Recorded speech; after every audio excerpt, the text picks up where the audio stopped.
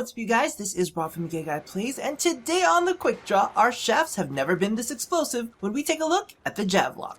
Alrighty, so it is finally here, the long-awaited, wait, what are we calling this again? Spear gun, staff, blaster, pole punisher? Did we decide on a name? Well, whatever it is, I have to admit that its mechanics are definitely one of the most unique in game. With an interesting risk-reward trade-off, the question that it leaves us with is launching your pole into the heat of battle worth the explosion? Now, you can pick up the Javlok's blueprint in the Grenier lab of your clan dojo after you've completed the appropriate research. However, if the thought of driving your shaft deep into the flesh of your enemies has gotten you all hot and bothered, you can pick it up in the market pre-built along with the weapon slot and catalyst for 240 plat. Now, its primary damage type is heat, however it does seem to adopt physical damage properties when it's thrown. Heat on its own deals bonus damage to the infested flesh, and clone flesh, but it does suffer greatly against proto shielding, so as always be sure you're using the appropriate elemental combo in order to deal the optimal amount of damage. So let's dive into the mechanics. The Javlok's primary fire mode launches a heat-based projectile. Note that while it does have travel time, the projectile has no arc to speak of. In addition, do not be fooled by its energy effects, as this does not explode, and the actual projectile itself is far smaller than its visuals would have you believe, so make sure your aiming is on point. As for its secondary fire mode, this is where things start to get interesting. Hurling the javelin will knock down the first enemy it comes in contact with, and deal a small amount of bonus damage in addition to the AoE damage it emits. Now, both instances of damage do seem to be IPS based, and the 5-meter shockwave it unleashes has a 100% chance of proc status. Note that while it doesn't seem like the Javlok inflicts heat damage with its secondary, it will always have the potential to apply a fire proc unless it is already being combined into another element. Now, there are several things to be aware of. First off, charging your throw does not increase its damage, but it does allow you to throw it farther. Firestorm totally affects the shockwave range, but beware as it will deal damage to you. And while the shockwave damage is affected by base and elemental mods, IPS mods don't seem to affect it at all. Flight speed mods increase both the primary and secondary's travel time. Fire rate mods increase the charge and the throwing animation,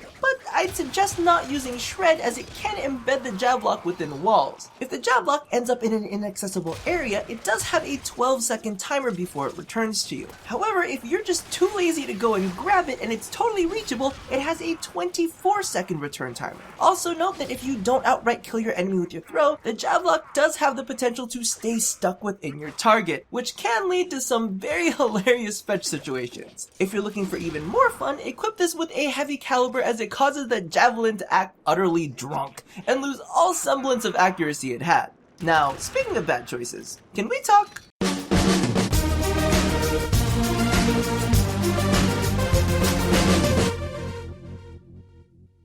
Okay, so I am not gonna beat around the bush on this one. Instead, I'm just gonna jump in head first. Legitimately, the Javlok is the Warframe incarnation of all of my fears of casual sex. See, using its primary fire is fine and dandy. You can fire off potshots all day without much worry at all. However, it's when you start the penetration process that things start to get a little iffy. First off, if your game isn't on point, you may miss your shot completely, and now your pole is hiding over in the corner somewhere shriveling away because you couldn't get it in. Or what about this? You do manage a bit of staff action, but now your dick is in a dangerous spot that you can't get to, and now it's out of commission for a while. See, that's why you gotta use protection. But even if you do play it safe, occasionally you're gonna penetrate the wrong person. You thought it would be a one and done, but now they've got you by the dick and you have to go over and deal with crazy. Either way, it's a great reminder that while primary fire isn't necessarily the most exciting, and while shoving your rod into something seems a ton more fun, sometimes the better choice is firing it off yourself. Now allow me to climb out of my sexual nightmares and get back to the quick draw. So all in all, the Javlok is a lot of fun. For the star chart, statistically, while it does position itself as a status weapon, it's not something that you're going to be stripping off armor with or consistently keeping up viral with, as its fire rate is a bit slow. However, its critical statistics are fairly solid, giving it a 50% chance to crit with the max point strike, allowing you to do some fairly solid crowd clearing. But just make sure that you are packing a solid secondary just in case the coin flip doesn't go your way. Honestly, it is quite niche, but admittedly it's something fun that alters your playstyle quite drastically, and even comes with 2 innate V polarities to help you get started. Because let's face it, while experimenting can be a thrill, having to chase down that bombard you stuck it to isn't quite my idea of fun. So thank you all for watching this episode of The Quick Draw. If you haven't already caught it, be sure to check out my previous Dress to Kill on the Winter Solstice bundle, as well as my second channel, Rob Offline. Now, don't forget to do all the things that I ask you to do at the end of every one of these. And as always, love somebody, hurt nobody, and touch your body. I'll see you guys next time. Bye-bye!